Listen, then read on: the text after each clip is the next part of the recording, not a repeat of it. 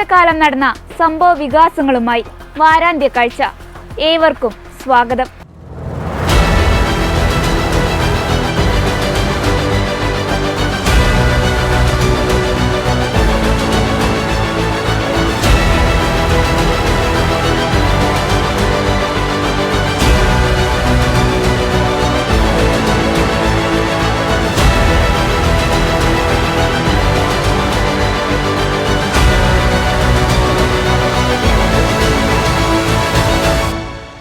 സംസ്ഥാനത്ത് ഗസറ്റഡ് ഉദ്യോഗസ്ഥർ ഉൾപ്പെടെ 1000-ലേറെ സർക്കാർ ജീവനക്കാർ സാമൂഹിക സുരക്ഷാ പെൻഷൻ കൈപ്പറ്റുന്ന ഞെട്ടിപ്പിക്കുന്ന വിവരങ്ങൾ കഴിഞ്ഞ ആഴ്ച പുറത്തുവന്നു. കോളേജ് പ്രൊഫസർമാരും ഹയർ സെക്കൻഡറി അധ്യാപകരും പെൻഷൻ വാങ്ങുന്നവരിൽ ഉൾപ്പെടുന്നത് എങ്ങനെ? അനർഹർ പെൻഷൻ വാങ്ങുമ്പോൾ പാവപ്പെട്ടവർ എന്തു ചെയ്യും? സംസ്ഥാന സർക്കാരിന്റെ അഭിമാന പദ്ധതിയായ സാമൂഹിക സുരക്ഷാ പെൻഷനും സ്വന്തമാക്കി ഒരു വിഭാഗം സർക്കാർ ജീവനക്കാർ. സർക്കാർ ശമ്പളം പറ്റുന്നവർക്ക് ക്ഷേമ പെൻഷനെ യോഗ്യതയില്ലെന്നിരിക്കെ ഗസറ്റഡ് ഉദ്യോഗസ്ഥരടക്കം 1458 സർക്കാർ ജീവനക്കാർ ഇത് കൈപ്പറ്റുന്നതായി കണ്ടെത്തി. ധനവകുപ്പിന്റെ നിർദ്ദേശമനുസരിച്ച് ഇൻഫോർമേഷൻ കേരള മിഷൻ നടത്തിയ പരിശോധനയിലാണ് തട്ടിപ്പ് കണ്ടെത്തിയത്. സർക്കാർ കോളേജിൽ പഠിപ്പിക്കുന്ന 2 അസിസ്റ്റന്റ് പ്രൊഫസർമാരും 3 ഹയർ സെക്കൻഡറി അധ്യാപകരുമൊക്കെ പെൻഷൻ വാങ്ങിയവരിൽ ഉൾപ്പെടും. പട്ടികയിലുള്ള ഭൂരിപക്ഷം പേരും ഇപ്പോൾ സർവീസിലുള്ളവരാണ്. കുറ്റക്കാർക്കെതിരെ കർശന നടപടിയെടുക്കാനും അനധികൃതമായി കൈപ്പറ്റിയ പെൻഷൻ തുക പലിശ സഹിതം തിരിച്ചുപിടിക്കാനും മന്ത്രി KN ബാലഗോപാൽ നിർദ്ദേശിച്ചു. പെൻഷൻ കൈപ്പറ്റുന്ന ഉദ്യോഗസ്ഥരെ കുറിച്ച് അന്വേഷണം കഴിഞ്ഞാലുടൻ വകുപ്പ് തല നടപടി സ്വീകരിക്കുമെന്ന് അദ്ദേഹം കൂട്ടിച്ചേർത്തു. അപ്പോൾ അങ്ങനെ പരിശോധന നടത്തിയപ്പോഴാണ് ഇത്രയും ആളുകൾ 1400-ലധികം ആളുകൾ സംസ്ഥാന സർക്കാരിൻ്റെ ജോലിയിലിരിക്കുന്ന ആളുകൾ ഇങ്ങനെ പെൻഷൻ വാങ്ങുന്നുണ്ട് എന്ന് അവർ രേഖ വന്നത്. അങ്ങനെ ഫയൽ വന്നിട്ട് നോക്കിയിട്ടാണ് അത് സംബന്ധിച്ച് കർശനമായിട്ടുള്ള നടപടി എടുക്കണം. ഇത്തരം കാര്യങ്ങളിൽ പിന്നെ വളരെ തെറ്റായൊരു കാര്യമാണല്ലോ അങ്ങനെ വാങ്ങുന്നത്. 1 ലക്ഷം രൂപയുടെ മുകളിൽ വാർഷിക വരുമാനമുള്ളവർക്കൊന്നും ഇത് എലിജിബിൾ അല്ല. ഇതിപ്പോൾ സർക്കാർ സർവീസിലെ ഉദ്യോഗസ്ഥന്മാരായതുകൊണ്ട് കൃത്യമായ കണക്കുകളുണ്ട്, അവർക്ക് ശമ്പളം കിട്ടുന്നതുകൊണ്ട്. എന്നാൽ വലിയ വരുമാനമുള്ളവരും ഇങ്ങനെ ചിലപ്പോൾ വാങ്ങുന്നുണ്ടാവാം. അതൊക്കെ ഏറ്റവും സാധാരണക്കാരെ ബാധിക്കുന്ന പ്രശ്നമാണ്. ഏറ്റവും സാധാരണക്കാർക്ക് കൊടുക്കുന്ന, അവർക്ക് അത്യാവശ്യം ഒരു ആശ്വാസം എന്ന നിലയിൽ കൊടുക്കുന്നതാണ് ഈ ക്ഷേമ പെൻഷൻ. അത് ഇങ്ങനെ ദുരുപയോഗപ്പെടുത്തുന്നത് തെറ്റാണ്. അപ്പോൾ ഇതൊരു പരിശോധനയെ കണ്ടെത്തുകയാണ്. ഇത്തരം ചില കാര്യങ്ങൾ ഇനിയും ഒരു പക്ഷേ ഉണ്ടായേക്കാം. 1458 നിൽക്കണമെന്നില്ല. അത് സർക്കാർ ഉദ്യോഗസ്ഥന്മാർ മാത്രമല്ല ഞാൻ പറയുന്നത്. ഞാൻ പറഞ്ഞല്ലോ 1 ലക്ഷം രൂപയ്ക്ക് മുകളിൽ വരുമാനമുള്ളവർ, അങ്ങനെയുള്ള ആളുകൾ വാങ്ങാൻ പാടില്ലാത്തതാണ്. എന്നാൽ 62 ലക്ഷം പേരാണ് കേരളത്തിൽ ഇത് വാങ്ങുന്നത്. അപ്പോൾ തെറ്റായ ചില ആളുകൾ കടന്നു കൂടിയേക്കാം. മാത്രമല്ല, തെറ്റായ സ്റ്റേറ്റ്മെൻറ്റ് കൊടുക്കുക എന്ന് പറഞ്ഞാൽ വളരെ ഗുരുതരമായ പ്രശ്നമാണല്ലോ നമ്മുടെ സംസ്ഥാന സർക്കാർ നിയമത്തിലും ഏത് നിയമത്തിലും. നിങ്ങൾക്ക് ആർക്കും എനിക്കും എല്ലാം ബാധകമല്ലേ. സാധാരണക്കാരുടെ പിച്ചച്ചട്ടിയിൽ കൈയിട്ട് വരാൻ പാടില്ല. തെറ്റായ രീതിയിൽ ഈ പണം വാങ്ങാൻ പാടില്ല. ആരോഗ്യ വകുപ്പിലാണ് കൂടുതൽ പെൻഷൻ വാങ്ങുന്ന ജീവനക്കാരുള്ളത്. പൊതുവിദ്യാഭ്യാസ വകുപ്പിൽ 224 പേരും ക്ഷേമ പെൻഷൻ വാങ്ങുന്നുണ്ട്.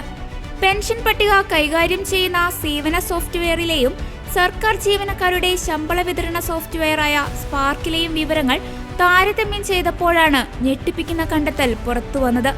വിവിധ തലങ്ങളിലുള്ള പരിശോധന തുടരാനാണ് ധനവകുപ്പിന്റെ തീരുമാനം. സംസ്ഥാനത്തെ സർക്കാർ ജീവനക്കാർ സാമൂഹിക സുരക്ഷാ പെൻഷൻ കൈപ്പറ്റുന്നതായി കണ്ടെത്തിയ വാർത്തകൾ പുറത്തു വന്നതിന് പിന്നാലെ മന്ത്രി K രാജനും രംഗത്തു വന്നിരുന്നു. സർക്കാർ ജീവനക്കാർ ക്ഷേമ പെൻഷൻ കൈപ്പറ്റിയത് ഗുരുതരമായ വിഷയമാണെന്നും സംഭവത്തെ ചെറിയ കാര്യമായി കാണാനാകില്ല എന്നും അദ്ദേഹം പറഞ്ഞു. വിഷയത്തിൽ കർശന നടപടി സ്വീകരിക്കണമെന്ന് ആവശ്യപ്പെട്ടതായും K രാജൻ കൂട്ടിച്ചേർത്തു. അല്ല, സ്പാർക്കിലൂടെ നമുക്കിത് മനസ്സിലാക്കിയപ്പോഴാണ് ഇങ്ങനെ ഗൗരവമായിട്ടുള്ളൊരു പ്രശ്നമുണ്ട് എന്ന് മനസ്സിലാക്കിയത്. അപ്പോൾ സാധാരണ നിലയിൽ ഒരു അധിക തുക കൈപ്പറ്റിയാൽ ആ തുക തെറ്റായി പറ്റിയതാണെങ്കിൽ അത് സർക്കാരിലേക്ക് തിരിച്ചടക്കുക എന്നുള്ളതാണ് വകുപ്പ്. പക്ഷേ അതിൽ നിർത്താൻ പറ്റുന്നതല്ല. ഇതൊരു ഗുരുതരമായിട്ടുള്ള കുറ്റമാണ്. കാരണം കേരളം ഇങ്ങനെ ഒരു പ്രതിസന്ധി അഭിസംബോധന ചെയ്യുന്നൊരു ഘട്ടത്തിൽ ഉത്തരവാദിത്തപ്പെട്ട ഉദ്യോഗസ്ഥന്മാർ അറിഞ്ഞാണ് അങ്ങനെ ഒരു തെറ്റ് ചെയ്തതെങ്കിൽ അതുമായി ബന്ധപ്പെട്ട കർശനമായ നടപടിക്ക് ബന്ധപ്പെട്ട ഡിപ്പാർട്ട്മെൻറ്റുകൾക്ക് നിർദ്ദേശം കൊടുക്കും. ഇക്കാര്യത്തിൽ ധനകാര്യ വകുപ്പ് മന്ത്രി തന്നെ ഒരു നിർദ്ദേശം പറഞ്ഞിട്ടുണ്ട്. ആ നിർദ്ദേശം ഉൾപ്പെടെ ഉൾക്കൊണ്ടുകൊണ്ട് ഏതെല്ലാം ഡിപ്പാർട്ട്മെൻറ്റുകളിലാണ് അങ്ങനെ ഉണ്ടായിട്ടുള്ളത് എന്ന് നോക്കും.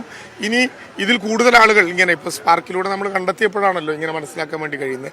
ഇതിൽ കൂടുതൽ ആളുകൾ അങ്ങനെ ഉണ്ടോ എന്ന് നോക്കും. ഇപ്പോൾ ആധാറും ഒക്കെ ആയിട്ട് ലിങ്ക് ചെയ്യാൻ പറ്റിയത് കൊണ്ടാണ് നമുക്ക് അങ്ങനെ മനസ്സിലാക്കാൻ കഴിഞ്ഞത്. അതുകൊണ്ട് റീഇംബേഴ്സ്മെൻറ്റ് മാത്രമായിരിക്കില്ല, അതിനകത്ത് അങ്ങനെ ചെയ്ത ഉദ്യോഗസ്ഥന്മാർ കർശനമായിട്ടുള്ള നടപടിയെ നേരിടേണ്ടി വരും. തുടർ നടപടികൾ എന്തെങ്കിലും തുടങ്ങി കഴിഞ്ഞിട്ടുണ്ടോ? അല്ല, ഇപ്പോൾ ഇതുമായി ബന്ധപ്പെട്ട് പ്രാഥമികമായി ധനകാര്യ വകുപ്പ് മന്ത്രിയുടെ നിർദ്ദേശം പോയിട്ടുണ്ട്. അതനുസരിച്ച് ഡിപ്പാർട്ട്മെന്റുകൾ റിപ്പോർട്ട് ചെയ്യും. അത് ഗൗരവത്തോടു കൂടി തന്നെ സർക്കാർ. ആയിരക്കണക്കിന് സർക്കാർ ജീവനക്കാരും പെൻഷൻകാരും അനർഹമായി സാമൂഹ്യ സുരക്ഷാ പെൻഷൻ കൈപ്പറ്റുന്നുണ്ടെന്നും സർക്കാരിന് കോടികളുടെ നഷ്ടമാണ് ഉണ്ടാകുന്നതെന്നും കൺട്രോളർ ആൻഡ് ഓഡിറ്റർ ജനറൽ കഴിഞ്ഞ വർഷം ചൂണ്ടിക്കാട്ടിയിട്ടും അവഗണിച്ച സർക്കാരാണ് ഇപ്പോൾ 1458 ഉദ്യോഗസ്ഥർ ക്ഷേമ പെൻഷനിൽ കൈയിട്ടു വാരുന്നതിന്റെ പട്ടിക പുറത്തുവിട്ടത്. 2000 മുതൽ ഇത്തരത്തിൽ സർക്കാർ ജീവനക്കാരും പെൻഷൻകാരും സാമൂഹ്യ സുരക്ഷാ പെൻഷൻ അനർഹമായി കൈപ്പറ്റുന്നുണ്ടെന്നും കോടികളുടെ സാമ്പത്തിക ബാധ്യത ഒഴിവാക്കാൻ കർശന നടപടി സ്വീകരിക്കണമെന്നും 2022 റിപ്പോർട്ടിൽ CAG ചൂണ്ടിക്കാട്ടിയിരുന്നു. തൃശൂർ നാട്ടികയിൽ ഉറങ്ങിക്കിടക്കുകയായിരുന്ന നാടോടി സംഘത്തിനിടയിലേക്ക് തടിലോറി പാഞ്ഞുകയറി 5 പേർ മരിച്ചത് ഏറ്റവും ദുഃഖകരമായ വാർത്തയായിരുന്നു. മദ്യലഹരിയിൽ വാഹനം ഓടിച്ചതിനാലാണ് അപകടം ഉണ്ടായത്. കണ്ണൂരിൽ നിന്ന് യാത്ര ആരംഭിച്ചപ്പോൾ മുതൽ ഡ്രൈവറും ക്ലീനറും മദ്യപിച്ചിരുന്നു. എന്നാൽ തൃശൂർ എത്തിയിട്ടുപോലും ഒരു പോലീസുകാരുടെയും കണ്ണിൽ അവർ അകപ്പെട്ടില്ല എന്നത് പോലീസുകാരുടെ അനാസ്ഥയെയാണ് വിരൽ ചൂണ്ടുന്നത്. തൃശൂർ നാട്ടികയിൽ 5 പേരുടെ മരണത്തിന് കാരണമായ ലോറിയുടെ രജിസ്ട്രേഷൻ സസ്പെൻഡ് ചെയ്തെന്ന് ഗതാഗത മന്ത്രി KB ഗണേഷ് കുമാർ ലോറിയുടമയ്ക്ക് നോട്ടീസ് നൽകി.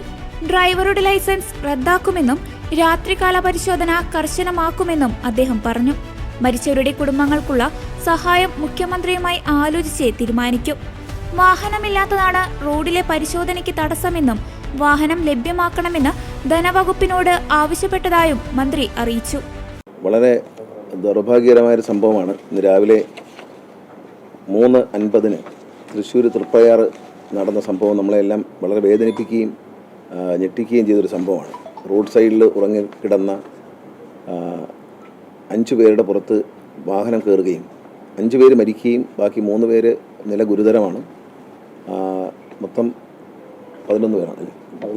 11 പേരിൽ 3 നില ഇപ്പോഴും ഗുരുതരമാണ്. ഇത്രയും അപകടം സംഭവിച്ചു.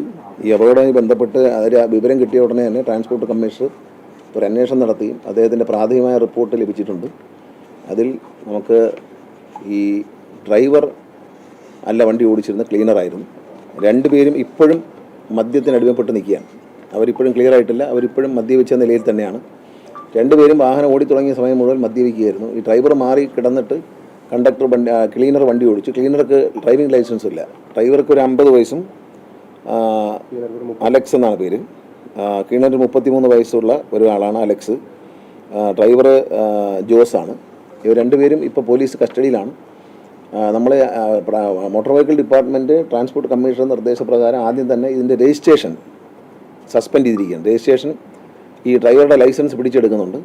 അതും സസ്പെൻഡ് ചെയ്യും നമ്മൾ. അതുകൂടാതെ രജിസ്ട്രേഷൻ റദ്ദാക്കും. വണ്ടിയുടെ രജിസ്ട്രേഷൻ കണ്ണൂരുള്ള ഒരാളുടെ പേരിലാണ്. ആ ഉടമസ്ഥൻ നോട്ടീസ് കൊടുത്തു കഴിഞ്ഞു.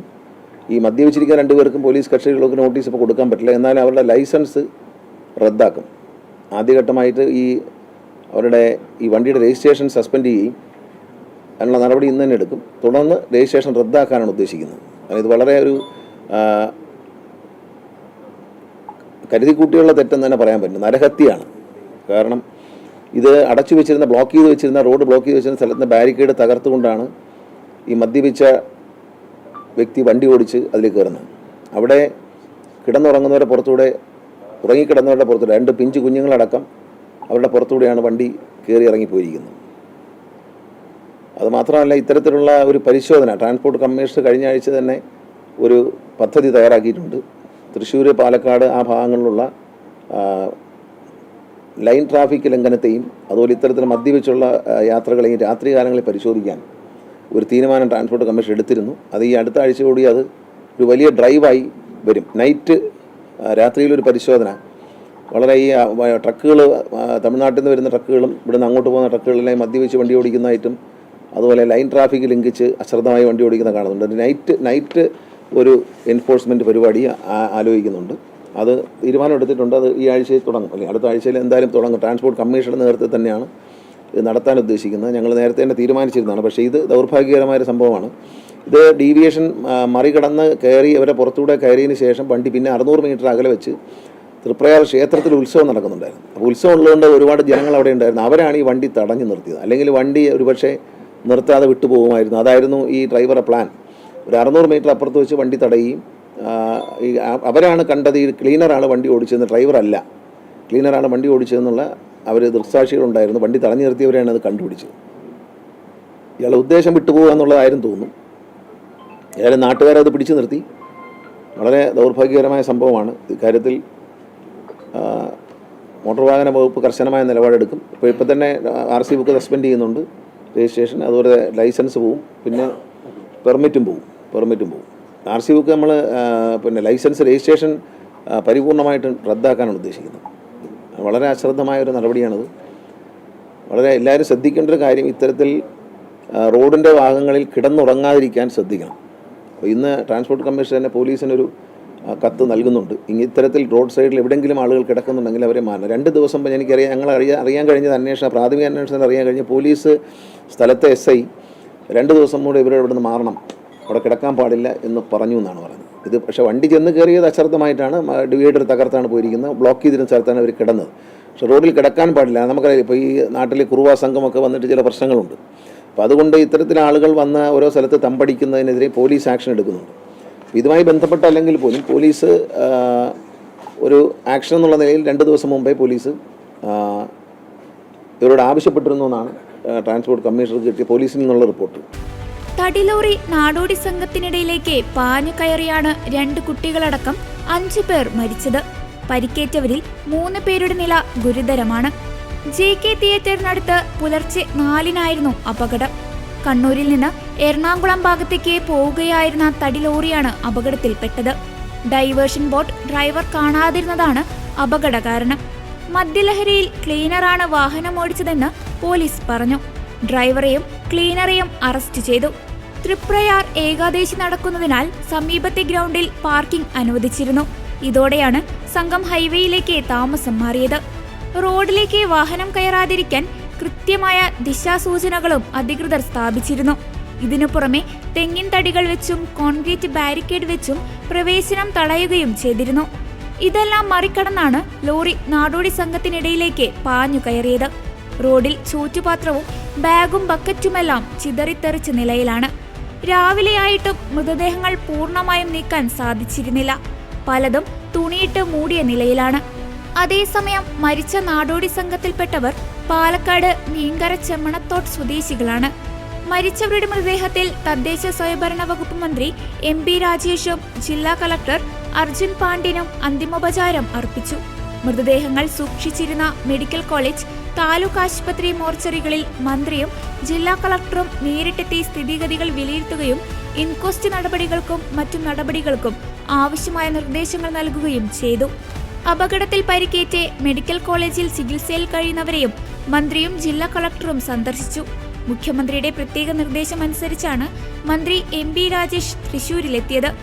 നാട്ടിക വാഹനാപകടത്തിൽ മരിച്ചവരുടെ മൃതദേഹങ്ങൾ നാട്ടിലെത്തിക്കുന്നതുൾപ്പെടെയുള്ള ചിലവുകൾ സർക്കാർ വഹിക്കുമെന്ന് മന്ത്രി രാജേഷ് പറഞ്ഞു. അടിയന്തര ധനസഹായം നൽകുന്ന കാര്യം സർക്കാർ പരിഗണിക്കുന്നതായിരിക്കുമെന്നും അദ്ദേഹം കൂട്ടിച്ചേർത്തു. തുടരുന്നുവെന്നാണ് അറിയുന്നത്. എല്ലാ ശ്രമവും ഡോക്ടർമാർ നടത്തുന്നുണ്ട്. വാഹനം കയറിയതാണ്, അരയ്ക്ക് താഴെ ശരീരഭാഗത്തിലൂടെ വണ്ടി കയറിയതാണ്. അപ്പോൾ വളരെ ഗുരുതരമായിട്ടുള്ള നിലയിൽ തന്നെയാണുള്ളത്. വളരെ ദാരുണമായിട്ടുള്ള അപകടമാണ് ഉണ്ടായിട്ടുള്ളത്. അപ്പോൾ അതിൽ വണ്ടി ഓടിച്ച ആളുകൾ പോലീസിൻ്റെ കസ്റ്റഡിയിലുണ്ട് എന്നാണ് മനസ്സിലായിട്ടുള്ളത്. പോസ്റ്റ്മോർട്ടം നടപടികൾ പൂർത്തിയായിക്കൊണ്ടിരിക്കുന്നു. ഇവിടെ ഇപ്പോൾ ഒരു ബോഡി കൂടി പോസ്റ്റ്മോർട്ടം പൂർത്തിയാക്കാനുണ്ട്. അതുപോലെ മെഡിക്കൽ കോളേജിലും നടപടികൾ പുരോഗമിച്ചുകൊണ്ടിരിക്കുകയാണ്. ആംബുലൻസുകൾ സജ്ജീകരിച്ചിട്ടുണ്ട്. മൃതശരീരങ്ങൾ ഇവരുടെ സ്വദേശമായിട്ടുള്ള മീങ്കര ഡാമിന് പരിസരത്താണ് ഇവർ താമസിക്കുന്നത്. അവിടേക്ക് എത്തിക്കാനുള്ള ക്രമീകരണങ്ങൾ ഏർപ്പാടാക്കിയിട്ടുണ്ട്. തൃശ്ശൂർ ജില്ലാ കളക്ടർ മെഡിക്കൽ കോളേജ് ആശുപത്രിയിലുണ്ട്. പാലക്കാട് ജില്ലാ കളക്ടർ ഇവരുടെ സ്വദേശമായിട്ടുള്ള ഈ മുതലമട മീങ്കര ഭാഗത്ത് അവിടെ എത്തിച്ചേർന്നിട്ടുണ്ട്. അപ്പോൾ ശവസംസ്കാരം നടത്തുന്നതിന് ആവശ്യമായിട്ടുള്ള സഹായം നൽകാൻ നിർദ്ദേശിച്ചിട്ടുണ്ട്. ബാക്കി കാര്യങ്ങൾ പിന്നീട് സർക്കാർ പരിശോധിക്കും. മൃതദേഹങ്ങളെല്ലാം ഇന്ന് തന്നെ എത്തിക്കാൻ പറ്റുമോ? ഇന്ന് തന്നെ എത്തിക്കാൻ കഴിയും. ഇപ്പോൾ ഇവിടുത്തെ പോസ്റ്റ്മോർട്ടം 2 പൂർത്തിയായി, 1 ഇപ്പോൾ നടന്നുകൊണ്ടിരിക്കുന്നു, അല്പസമയത്തിനകം പൂർത്തിയാവും. മെഡിക്കൽ കോളേജിലേതും ഇന്ന് തന്നെ പൂർത്തിയാവും. സർക്കാരിന്റെ ചെലവിൽ തന്നെയാണ് എല്ലാ കാര്യങ്ങളും. തീർച്ചയായിട്ടും മൃതശരീരം അവിടെ എത്തിക്കാനുള്ള ക്രമീകരണങ്ങൾ ഏർപ്പാടാക്കി കഴിഞ്ഞു. അവിടെ സംസ്കരിക്കുന്നതിനും ഉള്ള സംവിധാനങ്ങളും ക്രമീകരണങ്ങളും ഏർപ്പെടുത്തി കഴിഞ്ഞു. ബാക്കി കാര്യങ്ങൾ അതിൻ്റെ നടപടിക്രമങ്ങൾ അനുസരിച്ച് ചെയ്യും. അതുപോലെ തന്നെ ഇവരുടെ സാധാരണ ഇത്തരം കാര്യങ്ങൾ ചെയ്യുന്നത് പോലെ ചെയ്യും. അടിയന്തര ധനസഹായം ഉണ്ടാവും. അല്ല, ഇപ്പോൾ ശവസംസ്കാരം ഉൾപ്പെടെയുള്ള കാര്യങ്ങൾ നടത്തും. ബാക്കി കാര്യങ്ങൾ നടപടിക്രമങ്ങൾക്കനുസരിച്ച് ആണ് ചെയ്യുക. അതുപോലെ തന്നെ ഇവരുടെ താമസം പുറമ്പോക്കിലാണെന്നുള്ളതാണ് ഇവർ പറയുന്നത്. പട്ടയമൊന്നും കിട്ടിയിട്ടില്ല, 15 വർഷത്തിലേറെയായി ഈ ഭൂമിയിൽ താമസിക്കുന്നു എന്നുള്ളതാണ് ഇവർ പറയുന്നത്. അത്തരം കാര്യങ്ങൾ ഞാൻ പരിശോധിക്കേണ്ടതുണ്ട്. ബാക്കി നമ്മുടെ മുമ്പിൽ എല്ലാ വിവരങ്ങളും ഇപ്പോൾ ലഭിച്ചിട്ടില്ലല്ലോ. ആ കാര്യങ്ങളെല്ലാം പരിശോധിക്കും. മറ്റ് സമാന സാഹചര്യങ്ങളിൽ റോഡ് സൈഡിൽ ഉറങ്ങുന്ന ആളുകളുണ്ട്, അവരുടെ കാര്യത്തിലും ഒരു ജാഗ്രത വേണ്ടതല്ലേ? തീർച്ചയായിട്ടും ഉണ്ടാവേണ്ടതാണ്. കേരളത്തിൽ ഇതങ്ങനെ വളരെ അത്യപൂർവമായിട്ട് സംഭവിക്കുന്ന ഒരു കാര്യമാണ്. മറ്റു പലയിടത്തുനിന്നും നമ്മൾ ഇത്തരം വാർത്തകൾ കേൾക്കാറുണ്ട്. പക്ഷേ ഇത് ഒരു അപൂർവമായിട്ട് സംഭവിച്ചിട്ടുള്ള ഒന്നാണ്. എന്തായാലും ഈ കാര്യങ്ങൾ വളരെ ഗൗരവത്തോടെയാണ് ഗവൺമെൻറ് കാണുന്നത്. മുഖ്യമന്ത്രിയുടെ പ്രത്യേക നിർദ്ദേശമനുസരിച്ചാണ് തിരുവനന്തപുരത്ത് നിന്ന് ഞാൻ ഇപ്പോൾ ഇവിടെ എത്തിയത്. മുഖ്യമന്ത്രിയാണ് ഇങ്ങോട്ട് വരണം എന്ന് നിർദ്ദേശിച്ചത്. അതനുസരിച്ചാണ് ചികിത്സയുടെ കാര്യങ്ങൾ ഇപ്പോൾ ഞാൻ മെഡിക്കൽ കോളേജിലേക്ക് പോകുന്നുണ്ട്. അവിടെ മെഡിക്കൽ കോളേജ് അധികൃതരുമായിട്ട് സംസാരിക്കും. കളക്ടർ അവിടെ തന്നെയുണ്ട്. വയനാട് MP-ആയി പ്രിയങ്ക ഗാന്ധി പാർലമെന്റിൽ സത്യപ്രതിജ്ഞ ചെയ്തതാണ് കഴിഞ്ഞ ആഴ്ചയിലെ സംഭവ വികാസങ്ങളിലൊന്ന്. കേരളത്തിൽ നിന്നുള്ള ഏക വനിതാ അംഗമാണ് പ്രിയങ്ക ഗാന്ധി. പ്രിയങ്കയുടെ പാർലമെന്റ് പ്രവേശനത്തോടെ ഗാന്ധി കുടുംബത്തിലെ 3 അംഗങ്ങൾ ഇപ്പോൾ MP-മാരാണ്. സഹോദരൻ രാഹുൽ ഗാന്ധി ലോകസഭാംഗവും മാതാവ് സോണിയാഗാന്ധി രാജ്യസഭാംഗവുമാണ്. വയനാടിന്റെ MP-ആയി ലോക്സഭയിൽ സത്യപ്രതിജ്ഞ ചെയ്ത് പ്രിയങ്ക ഗാന്ധി. ഭരണഘടനയുടെ പകർപ്പ് പിടിച്ച സ്പീക്കർ ഓം ബിർളയ്ക്ക് മുമ്പാകെയാണ് പ്രിയങ്ക സത്യപ്രതിജ്ഞ ചെയ്തത്. കേരളത്തിൽ നിന്നുള്ള പ്രതിനിധിയായി കേരള സാരിയിലെത്തിയ പ്രിയങ്കയെ വലിയ കയ്യടികളോടെയാണ് കോൺഗ്രസ് MP-മാർ പാർലമെന്റിൽ സ്വാഗതം ചെയ്തത്. പ്രിയങ്കയുടെ കുടുംബാംഗങ്ങളെല്ലാം പാർലമെന്റിലെത്തിയിരുന്നു. വയനാട് ഉപതെരഞ്ഞെടുപ്പിൽ 4,10,931 വോട്ടിന്റെ ഭൂരിപക്ഷത്തിനാണ് പ്രിയങ്ക വിജയിച്ചത്. പ്രതിപക്ഷ നേതാവും സഹോദരനുമായ രാഹുൽ രാജിവെച്ചതിനെ തുടർന്നുണ്ടായ ഒഴിവിലാണ് വയനാട്ടിൽ നിന്ന് പ്രിയങ്ക ഉപതെരഞ്ഞെടുപ്പിലൂടെ തിരഞ്ഞെടുക്കപ്പെട്ടത്. പാർലമെന്ററി രംഗത്തേക്കുള്ള പ്രിയങ്കയുടെ കന്നി അംഗമായിരുന്നു. സത്യപ്രതിജ്ഞയ്ക്ക് മുന്നോടിയായി ചേർന്ന കോൺഗ്രസ് പാർലമെന്ററി യോഗത്തിൽ പ്രിയങ്ക ഗാന്ധി പങ്കെടുത്തിരുന്നു. തുടർന്നുണ്ടായ പാർലമെന്റ് നടപടികളിൽ പ്രിയങ്ക ഗാന്ധി ഭാഗമായി. അമ്മ സോണിയാഗാന്ധിക്കൊപ്പമാണ് പ്രിയങ്ക പാർലമെന്റിലേക്ക് എത്തിയത്. ഏറെ നാൾ കോൺഗ്രസ് സംഘടനാ ചുമതല വഹിച്ച ശേഷമാണ് ജനപ്രതിനിധി എന്ന കുപ്പായം പ്രിയങ്ക അണിയുന്നത്. പ്രിയങ്ക പാർലമെന്റിൽ ഉറച്ച ശബ്ദമായി എത്തുന്നത് ഇന്ത്യ മുന്നണിക്കും വലിയ നേട്ടമായിരിക്കുമെന്നാണ് വിലയിരുത്തൽ. പ്രിയങ്ക MP-ആകുന്നതിൽ അഭിമാനമെന്ന് സോണിയാഗാന്ധി പ്രതികരിച്ചു. ലോക്സഭാ സന്ദർശക ഗാലറിയിൽ പ്രിയങ്കയുടെ സത്യപ്രതിജ്ഞയ്ക്ക് സാക്ഷിയാകാൻ സോണിയാഗാന്ധിയും എത്തിയിരുന്നു. പ്രിയങ്കയ്ക്കു പിന്നാലെ മഹാരാഷ്ട്രയിൽ നിന്ന് ഉപതെരഞ്ഞെടുപ്പിൽ വിജയിച്ച കോൺഗ്രസ് MP രവീന്ദ്ര വസന്തറാവു ചവാനും സത്യപ്രതിജ്ഞ ചെയ്തു. ദുരന്തബാധിത മേഖലയ്ക്കുള്ള കേന്ദ്ര സഹായം ഉൾപ്പെടെയുള്ള വയനാടിന്റെ ആവശ്യങ്ങൾ ഉന്നയിച്ചുകൊണ്ടായിരിക്കും MP-ആയതിനു ശേഷമുള്ള പ്രിയങ്കയുടെ ആദ്യ പ്രസംഗം. പ്രിയങ്ക ഗാന്ധിയുടെ വിജയത്തെ തുടർന്ന് പാർലമെന്റിൽ നമുക്ക് പുതിയ ഊർജവും പുതിയ ശക്തിയെയും ലഭിച്ചുവെന്നും പ്രിയങ്കയുടെ പാർലമെന്റിലേക്കുള്ള പ്രവേശനം നമ്മുടെ പാർട്ടിക്കും പൊതുജനങ്ങൾക്കും പ്രത്യേകിച്ച് രാജ്യത്തെ സ്ത്രീകൾക്കും ഗുണം ചെയ്യുമെന്നും കോൺഗ്രസ് അധ്യക്ഷൻ മല്ലികാർജുൻ ഖാർഗെ പറഞ്ഞു. പ്രിയങ്കാജി കാര്യങ്ങൾ നന്നായി മനസ്സിലാക്കുകയും പൊതുപ്രശ്നങ്ങൾ ഉന്നയിക്കുകയും ചെയ്യുന്നുണ്ടെന്നും അദ്ദേഹം കൂട്ടിച്ചേർത്തു.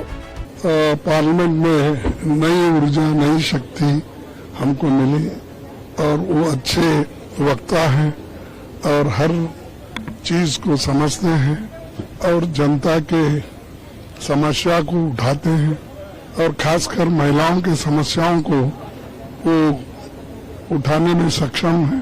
इसलिए बड़ी खुशी की बात है कि हमारे पार्टी में वो पार्लियामेंट मेंबर बने और उसका लाभ हमारे पार्टी को होगा, जनता को होगा और देश के लोगों को होगा, खासकर महिलाओं को होगा.